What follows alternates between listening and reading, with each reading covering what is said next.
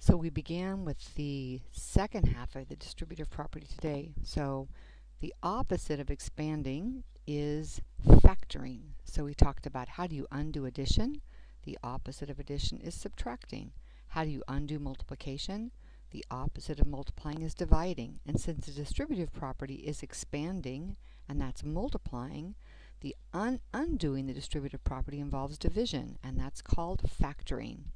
And just a review of the word factors. Factors are numbers that are multiplied together to get a product. So the factors of 18 are 6 times 3 and 2 times 9 and 1 times 18. So if I factored 18, I could break it into all of these factor pairs. And that's exactly what factoring of polynomials is. So as a starter, you look for a pattern between the length of this rectangle, the width of the rectangle, and the area. And in terms of the algebra tiles, the rectangle is 2x plus 3 long. This is 1x plus 1x plus 3, and the width of it is x wide. And if I multiply x by 2x plus 3, I get 2x squared plus 3x. So factoring is going from the area back to the length and the width. We're just undoing this. We're looking for the greatest common factor of 2x squared and 3x, and it happens to be x. So if I pull out the x and put it in front of the brackets, to undo the multiplying, I divide each of these terms by x. And 2x squared divided by x is 2x, and 3x divided by x is 3. So 2x plus 3 is the length, and x is the width. And then I just changed x to 10, just so you guys could see that it makes sense. So if each x is 10, this is 1023 by 10, and 23 times 10 is 230 square units. I can find the area by multiplying the length and width of the entire rectangle, or I can find the area of each piece. So if this is 10 times 10, that's 100. 10 times 10 is 100. Each x is 10, and this is 100, 200, 10, 20, 30. So again, I get 230. So how do you undo the distributive property? You undo the expanding by doing what's called factoring. So you know how to go from 2 times x plus 5, how to expand. 2 times x is 2x, 2 times 5 is 10. So to go the other way, instead of multiplying each term by 2, we divide each term by 2, because 2 is the greatest common factor. So 2x divided by 2 is x, and 10 divided by 2 is 5, and since I divided by 2, that 2 is pulled out and put in front of the brackets. And you can always check your factoring by expanding. So if I go forward, I get back to where I began, 2x plus 10.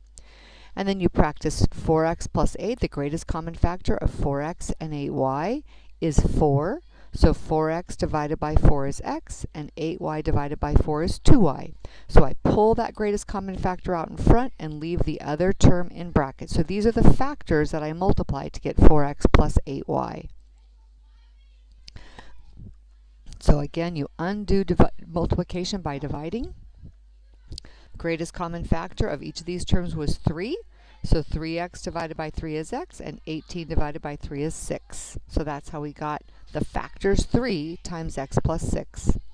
And remember, you have to divide each term by 3. And then that's how we get the 3 times the quantity of x plus 6, because this divided by 3 is x, and 18 divided by 3 is 6. And check by expanding. 3 times x takes me back to my original problem, 3x, and 3 times 6 is 18. So you practice some. The greatest common factor was 3. I pull out the 3, and what remains in the brackets is whatever these terms divided by 3 is. So 6x divided by 3 is 2x, and 27 divided by 3 is 9. Okay, and then we got to quadratics and polynomials. The greatest common factor of all three of these terms is 6. So I pull the 6 out and put it in front of the brackets, and then divide each of these terms by 6, and I get x squared plus 2x plus 4. If you check by expanding, you get right back to this expression. And again, greatest common factor is 8. You factored it out. What's left is x plus y. Now the greatest common factor of these two terms is 3x squared. So if I divide each term by 3x squared, what I'm left with, this is 3x squared divided by itself, so I get 1 in brackets. And 6px squared divided by 3x squared, 6 divided by 3 is 2, X squared over x squared is a 1. It's gone, and I'm left with a p there. So this becomes 3x squared times in brackets 1 plus 2p. Greatest common factor of these two is 2x squared y. Pull that out in front and divide each term by 2x squared y, and I get 7 plus z. Greatest common factor of these two terms is 12xp squared. So I pull that out in front. 24x squared p cubed divided by 12xp squared is 2xp. So let's take it one tiny piece at a time. 24 divided by 12 is 2. X squared divided by x itself, just 1x. X squared divided by x is x. And p cubed divided by p squared is p. If you check by multiplying, x times x is x squared, p times p squared is p cubed, plus 12 divided by 12 is a 1, that's gone.